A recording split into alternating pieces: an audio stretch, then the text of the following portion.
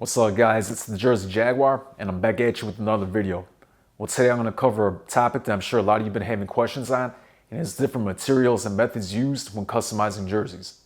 And you're probably thinking, what's he talking about? Well, I'll tell you, I'm talking about different materials like Glacier Twill, tackletwill, and Perforated twill, and different methods like heatpress, layer twill, and kiss cut. Now guys, those are only a few that I'm going to cover, plus a lot other. I'm going to have close-ups of each and different explanations on why they're good.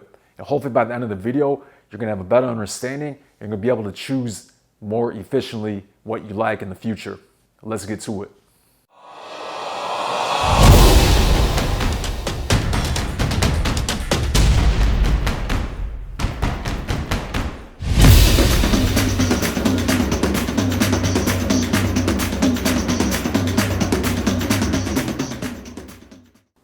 Alright guys, so what we're going to do, we're going to start off with the different methods used to customize the jerseys.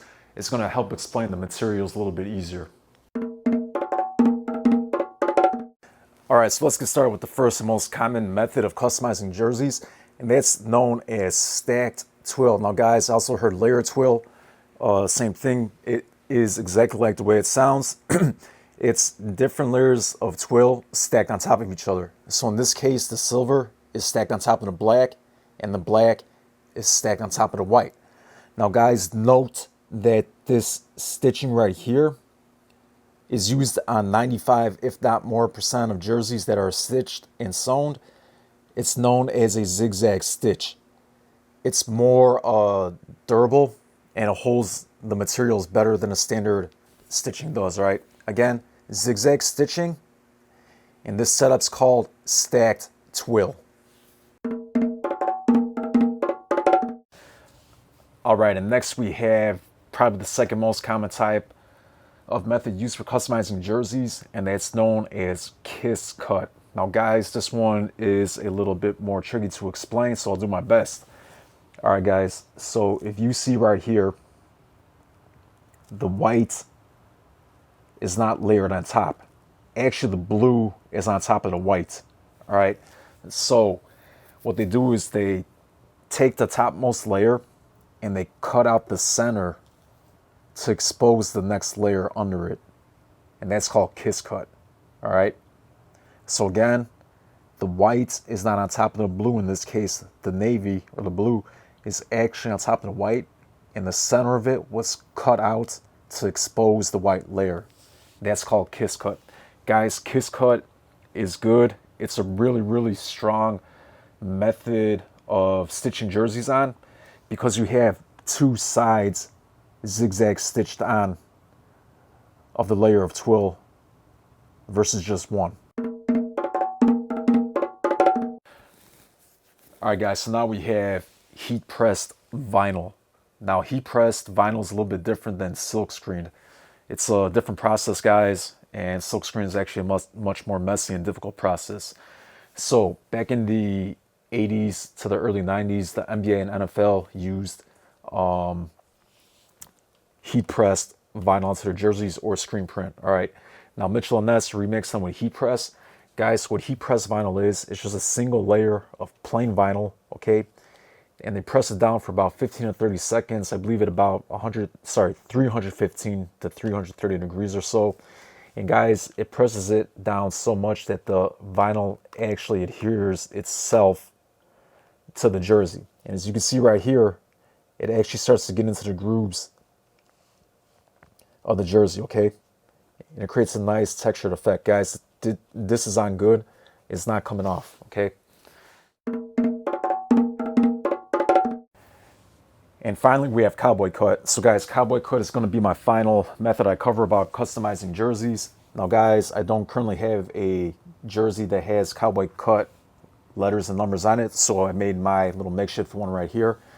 Guys, they want the illusion of having multiple layers, but with having one less layer. So all they do is they take the outline of one letter or number and they put it on top of the other layer of twill, making it look like there's multiple layers, where in fact, instead of 3 layers, there's only 2, right? So the Penguins used it at one point for their white jerseys. It is really rare. You don't see it that often. Now guys, keep in mind that there are other methods of customizing jerseys.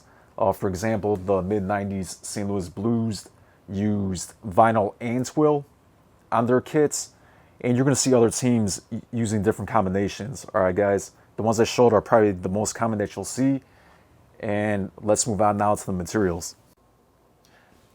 All right, guys, so now that we got the methods out of the way, we're going to hop into the materials used for customization. Now, guys, keep in mind that certain materials require certain methods to adhere them to the jersey. We're going to talk about those materials right now.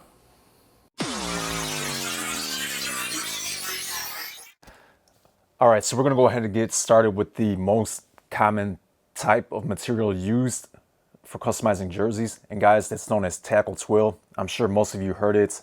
Guys, it's a simple material. It's textured. And right there, you can see the close-up of how it looks. Really durable. If it gets wrinkled, you can get the wrinkles out. It's been used for years and years and years and years. Now, guys, if you see the texture on it, it has a very, very slight and subtle grain, but to the touch, it feels smooth. All right. Again, this is what you're going to see on the vast majority of jerseys, and that's tackle twill. All right, so I just wanted to show you a variation of tackle twill. Guys, it's still tackle twill. I see it most commonly used on Mitchell & Ness jerseys, as well as the 2000 era Reebok jerseys. It's the same thing, but it is more stiff. It's smoother on the surface, and the actual grain of the tackle twill is a little bit harder to see. All right, it has more of a synthetic feel to it. Guys, it's like if you see this on a jersey, it's not necessarily a knockoff jersey. It's just a lower quality of tackle twill used. All right.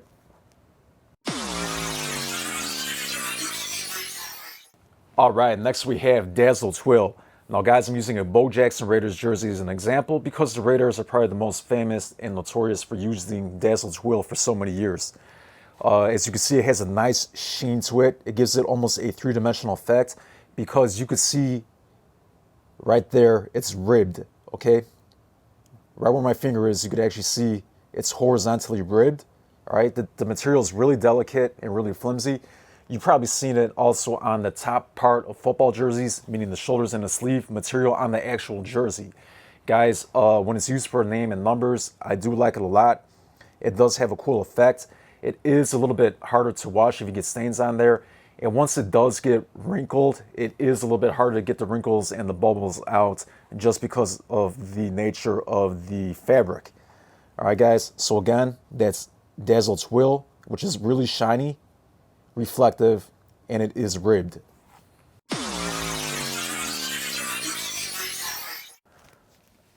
All right, and now we have metallic twill. This is not Dazzle Twill. We already went through Dazzle Twill. This is metallic twill. All right, guys.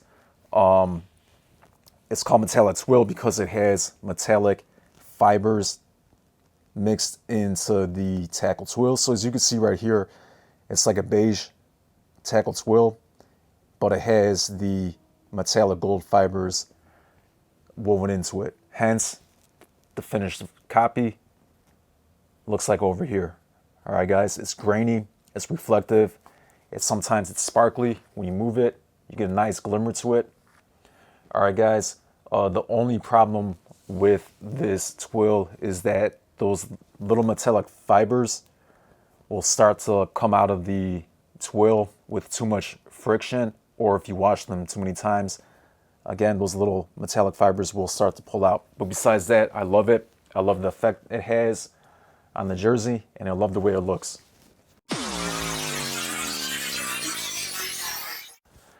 All right, and next we have Glacier Twill. So it's pretty obvious why it's called Glacier Twill. I mean, it looks like little mountains or ice glaciers. And guys, when you rub your finger across it, you can definitely feel the texture in it and the grooves.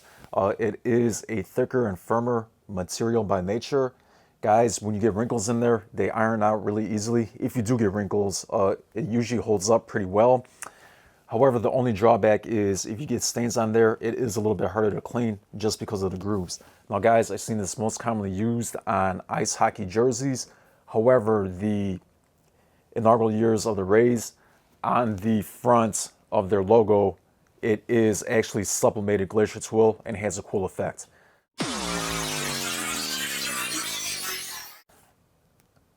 All right, guys, next we have grainy twill or speckle twill, and it's pretty much just like it sounds. There might be other terms for it. Guys, on the Senator's front logo from the early 90s, as you can see, it has a bunch of little deviations, creating almost like a sandpaper feel to it. It looks really cool in person. It has a cool effect to it. And right here, it looks like they have a metallic version. I really haven't seen this anywhere else besides on logos. I like it a lot, guys. It is definitely unique. All right, and next we have wool felt. So guys, this is exactly the way it sounds. It's felt made out of wool. It's soft, it's smooth, it's really thin. You'll see it on NHL Winter Classic jerseys, and you also see it on MLB all the way up until about the late 60s, early 70s. And same thing, the vintage and original NFL jerseys used wool felt as well. Now guys, it steams really well. You could also iron it, and you'll see wool jerseys where the whole jersey's made out of wool. And again, like the older jerseys were actually made out of wool, okay? Older football jerseys, the hockey sweaters, and obviously the MLB jerseys were all wool with wool felt letters and numbers. All right, guys.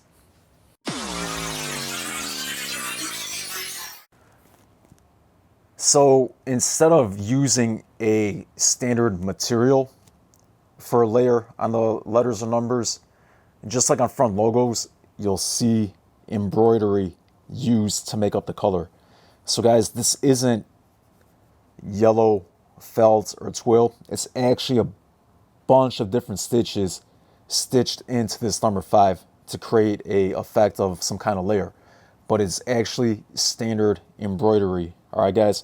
So again, you will see, rarely though, embroidery used instead of twill or another material as a layer. All right, so we already covered this in the methods of customizing jersey section a little while ago, but guys, I'm going to go over it again. This is simple vinyl that was heat applied to the jersey. There is no stitching, all right? So like you've seen on that Eric Dickerson Rams jersey, that one was heat pressed and it stayed directly on the jersey like this.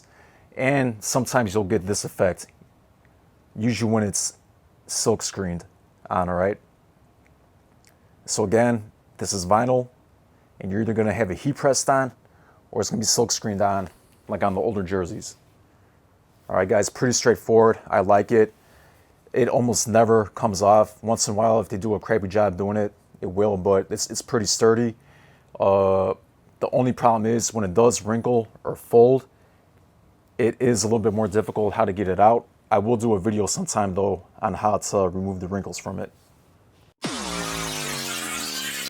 All right, and now we have vinyl twill. Now guys, it's not actually tackle twill at all. It's just vinyl. I call it vinyl twill because it still is textured and a little bit different than standard vinyl that they use to heat press jerseys. Now guys, you're going to see this on pretty much replica and swingman jerseys across all the brands. Sometimes you get it like this made in Indonesia authentic Adidas jersey where it's sewn in. Usually now they just put adhesive backing on the back of it and they just press it onto the jersey. All right, guys. They're always sublimated. I have yet to see multi-layer vinyl twill. All right, guys. So the black right there isn't another layer right here. Okay, all it is ink that's been sublimated into that vinyl twill. Guys, these suck to iron because when you do, that ink comes out a lot of time. These suck to wash. You can only hand wash them and you have to be careful because the ink comes out. It's just a really cheap material and cheap process that companies use to save money on selling jerseys. All right, guys, I don't recommend it, but if that's all you could afford or if that's all you could find, then by all means, you know, it's still a jersey and it still will get the job done. All right, guys, so we're going to cover perforation now. Now, it's standard tackle twill that has perforations in there. So that's actually holes in the twill done by a laser cutter and not dyed polka dots. All right, guys, sometimes on the swingmans, or actually almost all the time on the swingmans, they're going to be dyed on there. But on the authentics, they're actually laser cut into the jersey. So those are holes, all right? It's perforation. You're going to see it on most current jerseys being worn today.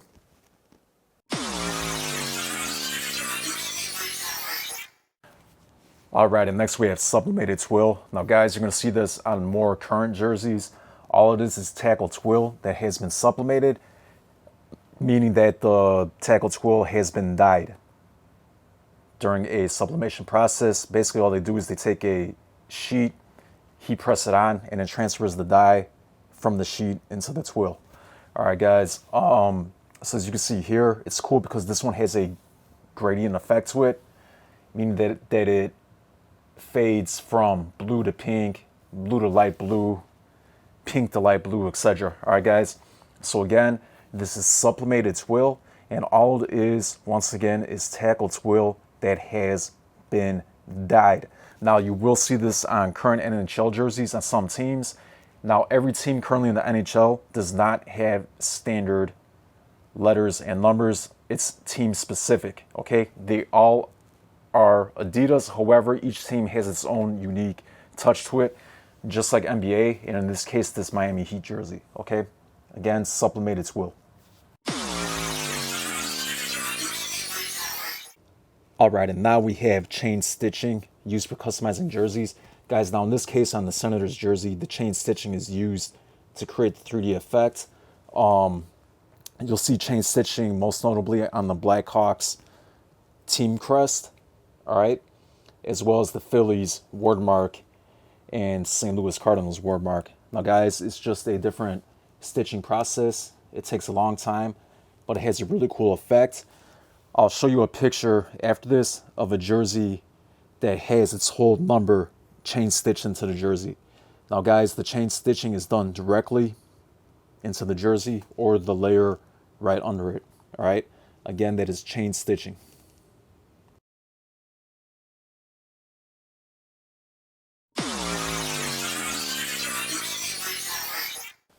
All right, guys, and next we have mesh numbers for customization. Now, guys, this was primarily used on the Adidas Rev 30 Authentics for the NBA, and that was right before Nike took over for the NBA, which is in semi-recent times. So, as you can see, it is mesh. It's really cool. These never wrinkle. You never have to worry about wearing them out. It's really sturdy. I like it. You know, it's cool. It's a cool effect. It's really unique to that era. I really haven't seen it done or used besides that. Now guys, after this, I'm going to show you the faux mesh that some teams used on the Rev 30s. It's cool, and we'll get to that next. But on this one, as you see, it actually has a lot of different aspects to it. So it's mesh that's sewn down by embroidery on top of tackle twill. So that's cool. You got 3 different effects in there. All right, guys, again, that is mesh customization for jerseys. Really rare, but really cool. All right, and as promised, here is the faux mesh that some teams used in the NBA Rev 30 era. And it still has the embroidery right here on top of tackle twill. And this is actually faux mesh, guys. Like I just said, it is sublimated into the tackle twill. And that design creates a mesh effect. However, it's just basically tackle twill. All right, guys, faux mesh. Hey, and there you guys go. As you see, there's a lot of different materials and methods used when making jerseys. Well, guys, hopefully that answered a lot of questions that you've been having. And also, if you guys do have other questions, feel free to ask them in the comments. Also, if there's a certain video or topic you want me to cover, let me know. I'll be happy to do it. Guys, if you liked the video, I'd appreciate a like and subscribe, and I'll see you at the next one.